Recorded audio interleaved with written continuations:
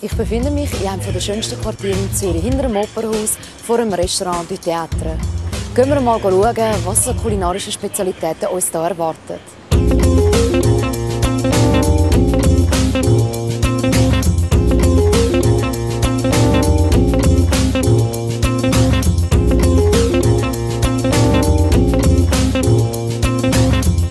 Neben mir sitzt der Gastgeber vom Restaurant du Théâtre, der Herr Stefano.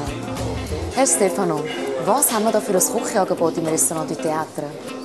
Das Restaurant du Théâtre bietet marktfrische Küche. Es wird alles à la minute zubereitet für unsere Gäste.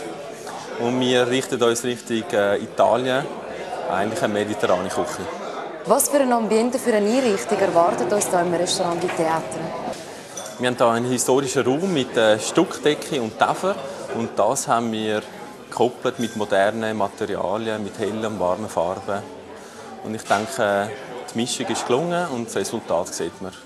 Was haben Sie für eine Gästefrequenz? Also wir haben die verschiedensten Gäste. Wir haben Pressehäuser rundherum. Wir haben am Mittag sehr viel Lunch, Business Lunch. Am Abend haben wir Quartiergäste, wir haben die Opern, wir haben Hotelgäste, wir haben sonst Leute, junge Leute, die kommen. Wir haben wirklich alles Mögliche. Kann man zu späten Stunden auch bei Ihnen noch sich kulinarisch verwöhnen lassen? Selbstverständlich können sich die Gäste verwöhnen lassen bei mir. Und zwar bis um 11 Uhr haben wir warme Küche. Die Öffnungszeit haben wir extra so angepasst, weil natürlich sehr viele Leute von der Oper nach der Vorstellung zu mir kommen und den Fan einen kleinen oder grossen Hund am Ende befriedigen lassen. Wenn Sie sich kulinarisch verwöhnen lassen wollen, bei einem wunderschönen Ambiente, dann kommen Sie vorbei ins Restaurant du Théâtre. Mein Name ist Sonja Valero und ich wünsche einen guten Appetit.